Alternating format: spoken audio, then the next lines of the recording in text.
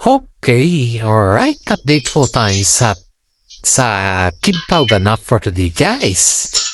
Aba, guys. Update tayo sa Kimpaw, ha? Oh my God. May bagong chika-chika minute tayo sa ngayon, guys, ha? Si Paula Avellino po ay nagsiselos kay Alden Richard. Aba, kasi naman itong si Alden Richard, guys, ay very touchy naman kay Kim Chu. Kaya ito naman si Paula Avellino, hindi naman niya sinasabi na siyempre pag nagsiselos ka, kailangan pa bang sabihin yun, diba? Pagkarelasyon mo yung tao kasi, guys, is alam mo yung galawan ng mata niya. Yung galawan ng pangangatawan, selos na selos ba siya? Or ano ba? Yun. Kaya, isipin mo to, guys. Isipin mo to. Yung pakiramdam na mahal ni Paula Avellino. Si Kim Chu, tapos andyan si Alden Richard na parang okay lang. Pero okay lang kasi magbarkada naman kay itong si Alden Richard, guys, ayon dito sa ating mga nasagap na balita. Si Alden Richard po ay very close friend niya si Kim Chu at si Paula Avellino. Kasi hindi ko alam, guys, kung ano yung starting the point na naging very close friend niyang dalawa. Hindi ko alam. Wala naman na pong alam sa naging starting to the point na naging close friend niya. Pero, ayon dito sa ating mananilid na sources ay close friend po niya si Paula Avellino at si Kim Chu. Kaya nga po, kampante naman si Alden Richard na umakbay kay Kim Chu kahit alam niyang nandyan si Paula Avellino. Kasi ang iisipin kasi ni Paolo, guys, ay ni Alden Richard, guys, ay hindi siya pwedeng pagselosan ni Paula Avellino. Pero, nagkamali pala si Alden Richard. Si Paula Avellino po ay hindi man niya sinasabi na nagsiselos siya sa ginawa ni Alden Richard. Pero naramdaman ito ni Kim Chu, guys. Naramdaman ito ni Kimi. Kaya nga, tampo daw ni Paolo sa kanya. Di daw niya sinasagot yung tawag ni Kimi. Aba, ay naman siguro sino nakakatuwala na si guys na yung hindi ka aminado sa publiko tapos magsiselos ka. Di ba? Nahigas nyo ba yun, guys? Yung hindi ka aminado sa publiko. Pero pagdating sa yung sales factor is aminado ka. O di ba? Nagsiselos ka hindi mo na nga inahamin sa publiko na kayo eh. Yun. Ganun yun, guys. What do you think? Di ba? Sa mga netizen po dyan na feeling na hindi mo maintindihan na yung bang pakiramdam, guys, na hindi mo din na-expect na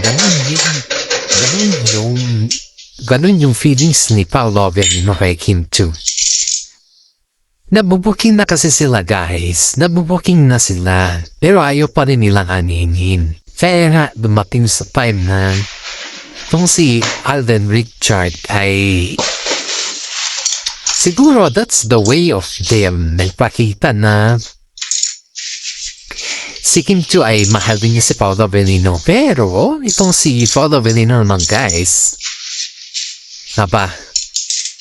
yung mata nagdala. Daming nagsasabi, guys, pero you know, guys, kahit friend po yung tao sa showbiz or something na you're very close mo siya, hindi mo na pwedeng hakbayan yung girlfriend niya, di ba? Masyado naman kasing touchy si Alden eh. Kahit sino naman kasi babae kay Alden, guys, is masyado siyang touchy. Kaya nga binansagan siya na kahit sino daw yung katambal ni Alden pagayo sa kanya, ayun lang, okay na pag gusto. Parang walang pakialam sa mundo, ganun na. Parang gusto niya kasi is yung mapupuhan niya lahat ng mababae sa showbiz. Parang yung kasi yung pakiramdam ay Alden Richard guys. Pakiramdam kay Alden Richard. Yun yung alam natin. O kasi ang daming nakatapansin kay Alden Richard. So ay Alden na pero just these words only for you. Ang dami kasing nakakapansin kay Alden Richard guys na sa kabila ng kanya pasikato niya. Hindi naman natin sinisisi sa Alden Richard. Bakit sikat siya ngayon? Hindi naman natin siya sinisisi. At saka wala naman tayong sinasabi na sinisisi natin siya. To make it clear or for the records only guys, ay si Alden Richard po ay napansin po namin sa kanya bilang isang netizen bilang isang netizen guys is lahat ng kanyang magiging katambal ay gusto niya yung attention is sa kanya. Lahat ng yung kanyang magiging leading woman, leading lady or something na tandem guys sa show is ang gusto niya is yung ang focus is sa kanya dahil parang pinapakilig niya lang tayo pinapakilig niya lang yung mga netizen yung mga tayo ba guys pinapakilig niya lang tayo pero yun nga after yung pakilig after yung movie wala ka nang maasahan kay Alden. Hanggang dun lang yun. Not sa movie. Kumbaga guys is hanggang dun lang sa movie talaga yung kilig factor ni Alden. Hanggang dun lang. Wala nang ibang kakiligan or something na maidagdag. Dun wala na guys. Hanggang dun lang talaga. Kaya maraming mga netizen po ang nagsasabi na yun lang ba yung parang kumbaga is yun lang ba yung kayang ipakita ni Alden Richard or sadyang hanggang dun na lang talaga, diba? Maraming mga netizen po ang nagsasabi dyan guys, sobrang daming mga netizen. Pero inaayaan lang po nila guys dahil nakikita naman nila na si Alden Richard po ay may sarili din siyang mundo. Pero in fairness guys, kahit may sariling mundo naman sa Alden Richard, nababagot naman yung mga kasama sa kanya. Kumbaga, sa madaling salita guys, ay hindi dapat ginaganon ni Alden Richard yung may mga tatambal. Kasi, of course, kung ikaw kayo yung may tatambal ka na iba, tapos iisipin mo yung may katambal na isa tapos umeksena ang sayakap-yakap sa tingin mo. Hindi ba maalibadbaran yung mga kasama mo sa'yo, di ba? Yan yung iniisip ni itong si Kim Chu guys kay Paolo Arbolino dahil syempre katambal sila. Tapos biglang umeksena si Alden Richard. Sa tingin mo, fair ba yan naman? Diba? Hindi naman fair. Kaya ang dami nasasabi na masyadong touchy si Alden. Masyado siyang touchy kay Kim Chu. Supposedly, hindi naman dapat. Diba? Kahit naman siguro sino guys. Kahit siguro ikaw or kahit naman siguro kaibigan mo. Tapos nandiyan yung girlfriend. Alam naman magiging touchy ta. Diba? What's the reason behind na magiging touchy ta naman? Anong baso? Diba? Isipin niyan, anong baso magiging touchy ta? Kaya mga netizen po guys ay sinasabi na masyadong pati si Alden Richard kay Catherine Bernardo. Aba, totoo yan. Masyado talaga siyang touchy.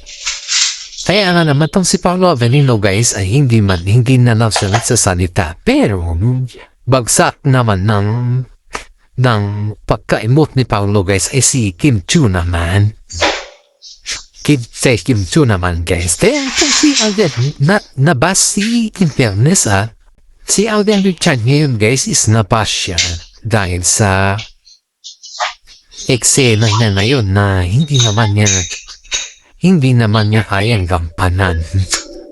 Sabi ng mga ibang netizens, buti nga sa iyo ang yabang mo kasi Yun po yung sinabi ng mga ibang fans kay Alden Richards sa ngayon guys. Pero si Alden pa rin po ay matibay pa rin yung kanyang sigmura sa mga buzzers dahil sanay na din siya guys. Nang-found na po si Alden sa showbiz guys. Kung pupusin natin taon na din po kaya sanay na din po si Alden Richards sa pangbabas or sa mga things na nangyayari sa showbiz. Kaya hindi niyan ilas kung baka is pakapalan na lang din ang mukha. Kaya naman guys at tatampo si Paolo Avellino kay Kim Chiu dahil naiya naman daw si Kim Chiu na magsabi na huwag siyang kawakan ni Alden Richards, hindi ganun yung pakatwas. Naiya na si Kim Chiu guys na magsabi na ganun tayo Alden Richards dahil kaibigan nga nila Tsaka hindi, kahit naman siguro hindi siya sabihan ni Paolo Avellino na yung masyado siyang very close or something like that. Aba, common sense mo naman yun bilang kasama nila, diba? May partner ka naman siguro, alam mo naman siguro yung limit factor mo. Ano lang naman yung guys, dapat malaman ba rin kung ano din yung limit mo. Hindi yung sabihan ka, hindi yung tao magsabi sa'yo para pansinin ka, hindi yung ganun. Dapat alam mo din yung limit mo bilang ikaw or something na nakaka-turn off naman din sa mga kasama. Di ba? Kailan naman dapat. Kaya, minsan, dapat si Alden Richards din ay medyo mag-isip-isip din. Hindi lahat ng mga kaibigan ay naiintindihan nila yung sequel or naiintindihan nila yung nangyayari, di ba? Kaya guys, kaya para sa akin guys is medyo dahan-dahan pa rin si Alden Richards. You know guys, is selos na selos po si Paolo Avellino kay Alden Richards guys. Nangyari na ganon guys Pero kinikinkim pa rin ni Paolo Avellino yun at hindi naman niya sinasabi. Pero alam ni Kim Chiu po na nagsiselos po si Paolo Avellino kay Alden Richards guys. Dahil din sa reaction niya na siyempre pag kaibigan mo pasitahan tao alam din anong dahilan yung professionals niya, di ba? Hindi ka naman masyadong hindi ka naman yung tao na hindi mo alam po ano yung dahilan ng pagsiselos, di ba? Kaya, isipin mo guys kasi ito si Kim Chiu ay kilalan niya si Paolo Avellino at alam niya din na kung kailan na nagsiselos si Paolo Avellino sa kanila. Di ba guys, yan yung point of view dito.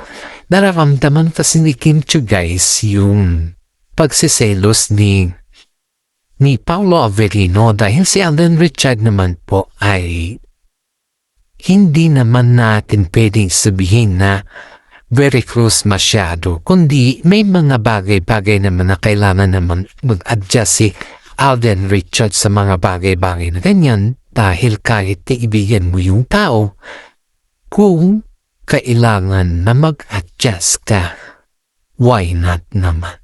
Diba? Pero parang kasing si Alden po guys, parang gusto niya dumikit lahat yung pangalan niya sa mga may mga katambal, mga tambalan ba. Para siguro sa ganun is maging happy si Alden or something like that, or we don't know. Pero para sa akin at para sa mga fans natin po dito sa lahat guys ay iniisip po natin yung katotohanan, iniisip po natin yung real or iniisip po natin yung reality na bakit kailangan na si Alden Richards mag-aktong ganun kay Kim Chiu. Andyan si Paolo Avellino. Di ba guys? Make it sense ba sa atin lahat ba?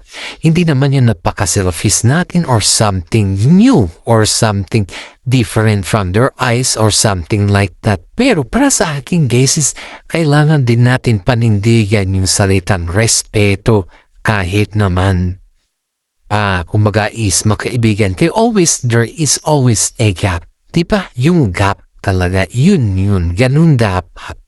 Pero, senses of Alden Richards is parang wala siyang ganun, parang wala siyang gap, or parang iniisip niya na everything is always clear na kaibigan lang sila at hanggang dun lang, pero may mga tao din na nasasaktan niya. Diba? May mga tao, may mga fans din na nasasaktan niya, at higit sa lahat is dapat alalahanin din niya na may sarili siyang mundo at huwag niyang guluhin ang Kim Pao. Diba guys? That's the reason why guys na napapaisip din tayo, yung bang akalain mo na hindi naman ganun si Alden Richard, pero mapapa-oo kay. Siguro guys na wala naman intention, pero kung sa mga iba wala, pero sa mga iba mayroon, bakit ganun kahigpit? Kaya itong si Paula Avellino guys ay selos na selos kay Kim Chiu. Selos na selos kay Alden Richard. Parang si Kim Chiu naman guys, naramdaman niya naman na selos na si Paula Avellino kay Alden, kaya medyo umiwas naman si Kim Chiu. Alam niya naman yung umiwas na siya. Alam niya kung ano yung kwan niya. Kaya kitang-kita mo naman yung pag-iwas ni Kim Chiu kay Alden Richard. Pero hindi pa rin napansin yun ni Alden Richard. Guys, ang gusto niya kasi is yung very close siya sa mga babae or very kwan siya. Para sa ganun ba is parang open siya. Yun yung kasi yung sa kanya guys Pero pinapakita niya okay lang or something like that. Parang karoon lang. Hindi niya kumbaga hindi niya intindihin kung ano din yung nararamdaman ng iba. Yun yung kamali ni Alden Richard guys. Itong si Paula Avellino hindi siya yung tao na publicity masyado. Wala siyang ganon.